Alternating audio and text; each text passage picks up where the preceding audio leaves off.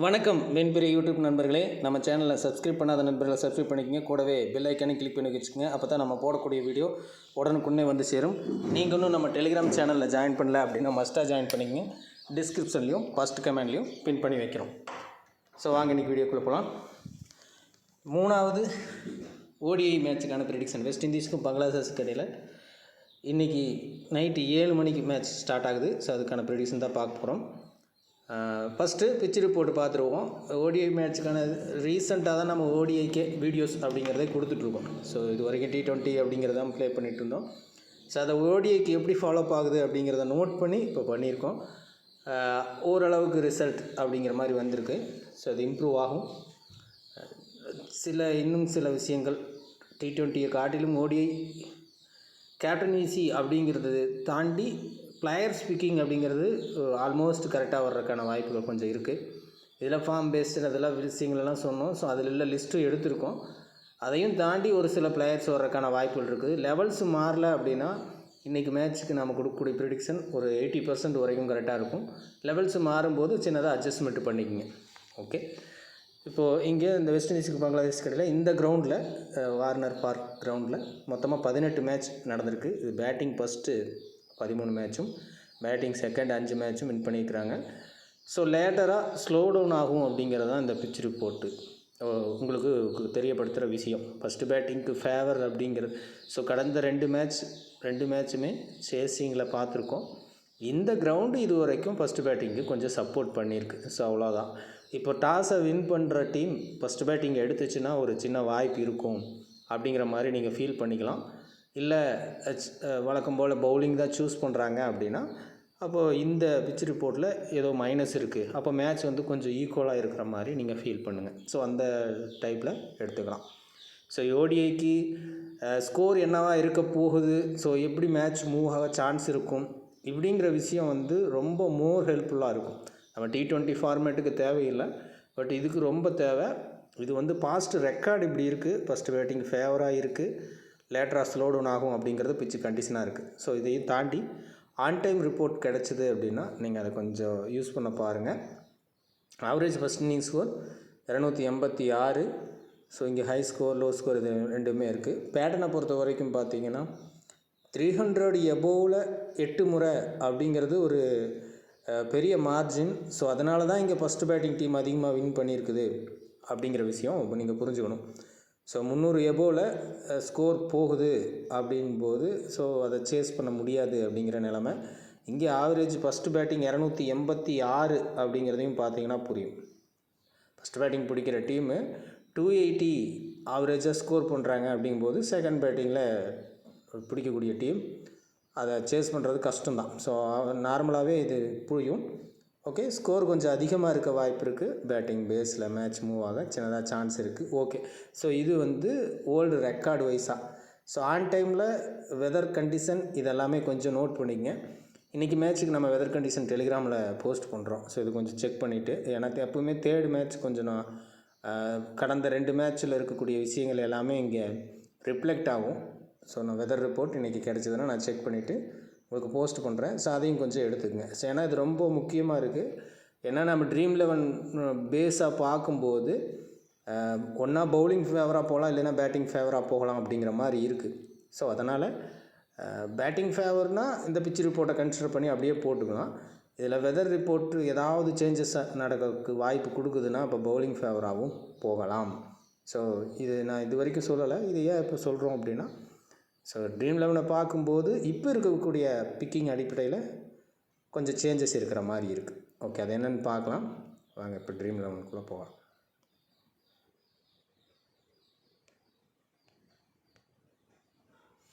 Okay, dream 11க்கு வந்துட்டோம். ஒரு சின்ன மைனட்டான சில விஷயங்கள் இந்த ஓடிஐக்கு பார்த்துக்கலாம். ஆக்சுவலாக ஃபார்மில் யார் இருக்கா அப்படிங்கிறது உங்களுக்கு ஆல்ரெடி இந்த 2 மேட்ச்லேயுமே புரிஞ்சிருக்கும். ஸோ ஸ்டாண்டர்டாக ப்ளே பண்ணக்கூடிய பிளேயர்ஸ் யார் அப்படிங்கிறது பார்த்தோன்னே தெரிஞ்சிருக்கும். அது கண்டினியூஸாக ட்ரீம் டீம் வந்தவங்க அப்படி சொல்லி எடுத்திங்கன்னா கம்பல்சரி அவங்க ஃபார்ம் அப்படி சொல்லி நம்ம எடுத்துக்கவே கூடாது. ஸோ அது ரொம்ப தப்பாக போகும். ரீசெண்டாக எந்த இடத்துல ப்ளே பண்ணாலும் தொடர்ச்சியாக பர்ஃபார்மன்ஸ் கொடுக்கக்கூடிய பிளேயர்ஸ் தான் ஃபார்ம் பிளேயர்ஸ் அப்படிங்கிறது. வெஸ்ட் இண்டீஸை பொறுத்த வரைக்கும் அப் அண்ட் டவுன் எப்பவுமே இருக்கும் அப்படிங்கிற விஷயம். ஸோ அதை கொஞ்சம் ரொம்ப நோட் பண்ணணும். இதெல்லாமே இருக்குது ஃபார்ம்டு பிளேயர் நீங்கள் எடுக்கிறதுக்கு முன்னாடி. ஸோ அதை கொஞ்சம் கவனமாக பார்த்துக்குங்க. ஸோ ரொம்ப அதிகமாக இங்கே ஃபார்ம் பிளேயர் அப்படிங்கிறது இல்லை பேசிக்காக நீங்கள் யோசித்து பார்த்தீங்க அப்படின்னா. ஸோ இந்த ஒரு 5 பிளேயர் ஓரளவுக்கு எந்த இடத்துல வாய்ப்பு கிடைச்சாலும் ப்ளே பண்ணுற மாதிரியான பிளேயர்ஸாக இருக்காங்க. ஸோ அவ்வளோதான். ரூத்தர்போர்டு கம்பல்சரி வாய்ப்பு கிடைக்குது அப்படின்னா ஓரளவுக்கு ப்ளே பண்ணுறாரு. பட் அவருமே இன் அண்ட் அவுட் அப்படிங்கிற மாதிரி ட்ரீம் டீமை பொறுத்த வரைக்கும் இன் அண்ட் அவுட் அப்படிங்கிற மாதிரி குயிக் ஹிட்டர் அப்படிங்கிறனால ஃபெயில் ஆகிறதுக்கு வாய்ப்பு இருக்குது. வெஸ்ட் இண்டீஸ் டீமே அப்படி தான் இருக்கும். ஸோ அதனால் இதில் பெருசாக ஃபார்ம்டு பிளேயர் அப்படிங்கிறது கிடைக்கல. ஸோ அப்படி எடுத்துக்கலாம். ஓகே, அப்போது வேறு என்ன அமைப்புகளை நம்ம பார்த்துக்கலாம்? கிரெடிட் அமைப்பு கம்பல்சரி பார்த்துக்கலாம். பர்சன்டேஜ் அமைப்பை கம்பல்சரி பார்த்துக்குங்க. ஸோ இப்போ கேப்டன் விசி எப்படி இருக்க வாய்ப்பு இருக்குது அப்படிங்கிற விஷயத்தை நம்ம பார்த்துக்கலாம். ஸோ இந்த மேட்ச்சு டாப் கிரெடிட்டை பொறுத்த வரைக்கும் மெஹந்தி ஹசன் மிராஸ், குடேஸ் மோட்டி ரொம்ப குறைவான பிளேயர் தான் டாப் கிரெடிட்டில் இருப்பாங்க. Rutherford, Mahmudullah, Brandon King, K Hardy, Shai Hope, Litton Das. So ஒரு 8 பிளேயர் வரைக்கும் இருக்காங்க. ஸோ இங்கே நோட்டீஸ் பண்ண வேண்டியது 9 கிரெடிட்டை பொறுத்த வரைக்கும் ஒரே ஒரு பிளேயர். ஸோ மெஹந்தி ஹசன் மிராஸ் பிக்கார் நாட்டு தான். ஸோ உங்களுடைய சாய்ஸில் வச்சுக்கலாம். பொறுத்த வரைக்கும் டாப் கிரெடிட்டை மிஸ் பண்ணுறது கொஞ்சம் சேஃபஸ்ட்டு ஜோனாக இருக்கும். ஸோ அதனால் உங்கள் டீமை ஃபிட் பண்ணிக்கலாம். So Shai Hope, Mehidy Hasan Miraz 2 பேர்த்தையும் ஃபிட் பண்ணுறதும் ஓகேவாக இருக்கலாம். ஸோ 2 பேர் நம்ம கான்செப்ட் படி 2 பேர்த்தையும் பிக் பண்ணும், இல்லை ஒருத்தர் அப்படிங்கிற மாதிரி வரும். கண்டிப்பாக 9 கிரேட்டில் நீங்கள் 2 பேரும் அல்லது ஒருத்தர் அப்படிங்கிற மாதிரி மினி ஜிஎல் அப்படிங்கிற மாதிரி ப்ளே பண்ணுறவங்க 2 பேர்த்தையும் பிக் பண்ணுறது பெட்டர் சாய்ஸ். ஸோ இந்த 2 சாய்ஸில் வந்தாச்சு. ஸோ அப்போ மிஸ் பண்ண வேண்டியது என்ன அப்படின்னா அடுத்த இடத்துல இருக்கக்கூடிய பிளேயர்ஸை தான் நம்ம மிஸ் பண்ணுற மாதிரி வரும். லாஸ்ட் மேட்ச் இந்த 3 பேருமே ட்ரீம் டீம் என்ட்ரு ஆகிருப்பாங்க. பேட்டிங் பேஸ்டு டீமாக உருவாச்சு. தொடர்ச்சியாக இந்த பிச் ரிப்போர்ட்டும் இப்போ இருக்கிற ரெக்கார்ட் படியும் நல்லா ஸ்கோர் வர்ற மாதிரி இருக்குது. ஆனாலுமே இந்த மேட்சை பொறுத்த வரைக்கும் 3 பேர் என்ட்ரு ஆகிறது ரொம்ப ரேர். ஒரு பிளேயர் அப்படிங்கிறது தான் அதிகப்படியான சான்ஸ் இருக்குது. ஸோ ஃபஸ்ட்டு மேட்ச்சு மஹமுதுல்லா ஒருத்தர் மட்டும் வந்தாங்க. செகண்ட் மேட்ச்சு 3 பேருமே வந்திருக்காங்க. அகெயின் இந்த மேட்ச்சு ஏதாவது ஒரு பிளேயரோட நிற்க அதிக வாய்ப்பு இருக்குது. ஓகேங்களா? ஸோ அப்போ இது 3ல் ஒரு சாய்ஸ், ஒரே ஒரு பிளேயர் அப்படிங்கிறது ஃபஸ்ட்டாக பேட் பண்ணக்கூடிய பிளேயர்ஸ் அப்படிங்கிற மாதிரி சூஸ் பண்ணுங்கள். அல்லது ஸோ 2 பேர் எடுக்கிறீங்கன்னா 2 இன்னிங்ஸ்லேயும் ஒரு பிளேயர் அப்படிங்கிற மாதிரி 2 பிளேயர் சூஸ் பண்ணலாம். ஓகேங்களா? ஸோ இந்த 3 பிளேயரில் நீங்கள் கண்டிப்பாக 1 or 2 பிளேயர்ஸை மிஸ் பண்ணணும். ஸோ 8.5 அப்படின்னு இருக்கிற இடத்துல இந்த 3 பிளேயரில் மினிமம் ஒரு பிளேயரை மிஸ் பண்ணுற மாதிரி வரும். கடந்த 2 மேட்சாக லிட்டன் தாஸ் மிஸ்ஸு, ஃபஸ்ட்டு மேட்ச்சில் மோட்டியும் மிஸ் ஆகியிருந்தார். ஸோ ரூத்தர்போர்டு மட்டும். செகண்ட் மேட்ச்சு 2 பேர் அப்படிங்கிற மாதிரி வந்திருப்பாங்க. சின்னதாக செக் பண்ணிக்கோங்க செகண்ட் மேட்ச் என்ன நடந்துச்சு அப்படின்ட்டு. செகண்ட் மேட்ச்சுமே ஒரே ஒருத்தர் தான், ரூத்தர்போர்டு வரல, மோட்டி மட்டும். ஸோ இந்த 3 பிளேயரில் ஒரு பிளேயர் அப்படிங்கிறது தான் தொடர்ச்சியாக நடந்துகிட்ருக்கு. இந்த மேட்ச் வேணால் 2 பிளேயர் அப்படிங்கிற மாதிரி ட்ரை பண்ணலாம். ஸோ இந்த இடத்துல நீங்கள் 8ல் மிஸ் பண்ண போகிறீங்க இல்லையா, 8ல் ஒரு பிளேயர் எடுத்துகிட்டு 8.5ல் 2 பிளேயர் அப்படிங்கிற மாதிரி ட்ரை பண்ணலாம். இந்த 2 சாய்ஸுக்கு இந்த ஹை கிரெடிட் பொறுத்த வரைக்கும் வாய்ப்புகள் இருக்குது. ஓகே, ஸோ இப்போ நம்ம அடுத்ததை பார்க்கலாம்.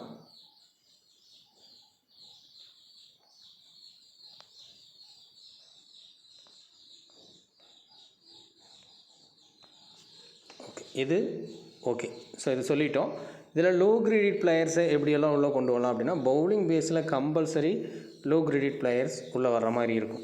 ஓகேங்களா? அது கொஞ்சம் கண்டிப்பாக சாய்ஸஸில் வச்சுக்கணும். Last match J seals captain அப்படின்னு வந்தாங்க. ஸோ இப்போ இந்த 2 பிளேயரில் கம்பல்சரி இந்த மேட்ச்சுக்கு ஒரு பிளேயர் அப்படிங்கிற மாதிரி இருக்கும்.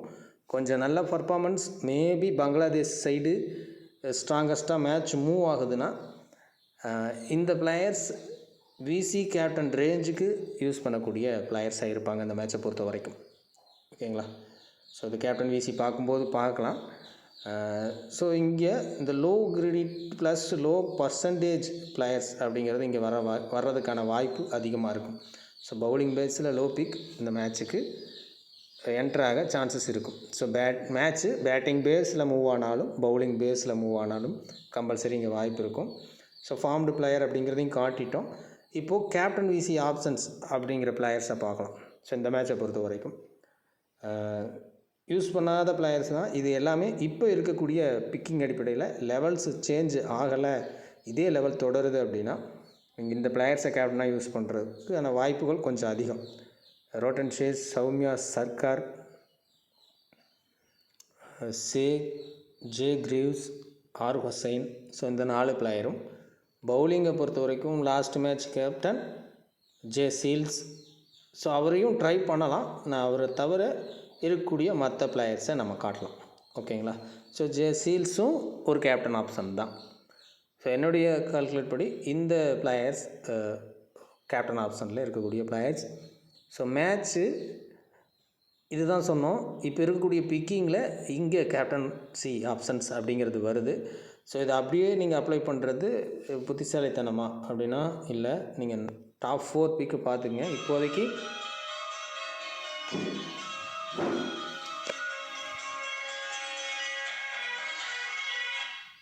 இப்போதைக்கு விகே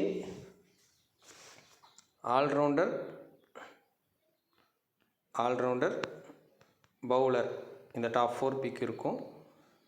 ப்ளஸ் இந்த அமைப்புக்கு இங்கே கேப்டன்சி ஆப்ஷன் இந்த பிளேயர்களுக்குள்ளே இருக்கிற மாதிரி வாய்ப்பு இருக்குது. ஸோ இது அமைப்பு மாறலாம். ஓகேங்களா? இதை செக் பண்ணிக்கோங்க. இந்த 3வது பிக்கு மோஸ்ட்லி இந்த 4வது பிக்கு வந்தால் மட்டும் ஸோ பவுலிங்கில் கேப்டன் அப்படிங்கிறத நீங்கள் யூஸ் பண்ணலாம். ஸோ இந்த டாப் 4ல் இது மாறுது, பேட்டிங் பேஸில் மூவ் ஆயிடுச்சு அப்படின்னா 4th பிக் பேட்டிங் போகுது அப்படிங்கிற மாதிரி யோசிச்சிங்கன்னா இந்த 3 பிளேயரையும் கட் பண்ணிவிட்டு கேப்டன் ஆப்ஷனில் பேட்டிங்கில் இருக்கக்கூடிய பிளேயர்ஸை கேப்டனாக யூஸ் பண்ணுங்கள். ஓகேங்களா? ஸோ ஆல்ரவுண்டரில் இந்த 4 பேர்த்துக்கு சேம் வாய்ப்பு தான். இதில் நீங்கள் லாஜிக்காக யோசிச்சிங்க அப்படின்னா மேபி ஃபஸ்ட்டு பேட்டிங்கு ஃபேவர் இருக்குது அப்படிங்கும்போது சௌமியா சர்கார் கேப்டன் ஆப்ஷன் கண்டிப்பாக யூஸ் பண்ண வேண்டிய பிளேயர். செகண்ட் இன்னிங்ஸில் ஆர் ஹுசைன் பவுலிங்கில் யூஸ் பண்ணலாம். So Roston Chase second innings bowling அப்படின்னாவும் J Greaves first innings bowling அப்படின்னாலும் சூட்டபிள் ஆகக்கூடிய பிளேயர்ஸ் தான். ஸோ இந்த 4 பேருமே captain option players must. So top 4ல் லாஸ்ட் பிக் 4th பிக் எங்கே இருக்கோ அதை பேஸ் பண்ணி கேப்டன் ஆப்ஷனை மேலே கொண்டு போகிறீங்களா இல்லை பவுலிங்கில் யூஸ் பண்ணுறீங்களா அப்படிங்கிற மாதிரி பார்த்துக்குங்க. இது புரிஞ்சிருக்கும். மற்ற வீடியோவில் கொடுத்துட்டு இந்த சின்ன சின்ன விஷயங்களை சேர்த்திங்க. இது பேசிக்காக வெறும் கேப்டன் ஆப்ஷனை மட்டும் விவரமாக பார்த்த மாதிரி தெரியும் உங்களுக்கு. ஸோ இதையும் தாண்டி ஆன் டைமில் மாற்றக்கூடிய மாற்றங்கள் அப்படிங்கிற விஷயத்தையும் சேர்த்து நம்ம தான் குரூப் பிளேயில் டீம்ஸ் கொடுத்துட்ருக்கோம். ஸோ அங்கே இன்னுமே இது இன்டெப்த்தான விவரங்கள் கொடுத்துட்ருக்கோம். ஸோ இப்போது 15th ஸ்டார்ட் ஆகுது. December 15th to January 15 அப்படிங்கிற மாதிரி அந்த குரூப் ஸ்டார்ட் பண்ணியிருக்கிறோம். தேவைப்படுறவங்க அதில் ஜாயின் பண்ணிக்கலாம். அதில் பிபிஎல் டோரில் மட்டும் கவர் ஆகும். ப்ளஸ் இன்டர்நேஷ்னல் மேட்சஸ் ஏதாவது வருது, ஸோ இந்த மாதிரி மேட்சஸ் வருது அப்படின்னாலும் T20 ODI 2 ஃபார்மேட்டுமே கவர் பண்ணி அதில் கொடுப்போம். ஸோ ஆல்மோஸ்ட் நேர் அப்படிங்கிற மாதிரி டீம்ஸில் இருக்கிற வாய்ப்பு அதிகமாக இருக்குது. சில தகவல்கள் கொடுப்போம். சின்னதாக 1-2 சேஞ்சஸ் நீங்கள் பண்ணும்போது GL வின் பண்ணுறதுக்கான வாய்ப்புகள் ஏற்படலாம். அல்லது இந்த தகவலை பெற்றுக்கொண்டு அடுத்தடுத்து நீங்கள் முயற்சி பண்ணக்கூடிய சீரீஸில் வெற்றி பெற வாய்ப்பு இருக்கும். ஸோ அந்த மாதிரி வெற்றி பெற்றதான் நம்ம டெலிகிராம்லேயும் நம்ம போஸ்ட் பண்ணியிருப்போம். செகண்ட் ப்ளேஸு, ஸோ ஒரு சின்ன சின்ன வின்னிங் எல்லாமே நம்மளுக்கு அதில் காட்டியிருப்போம். ஓகே, தேவைப்படுறவங்க அதில் ஜாயின் பண்ணிக்கோங்க.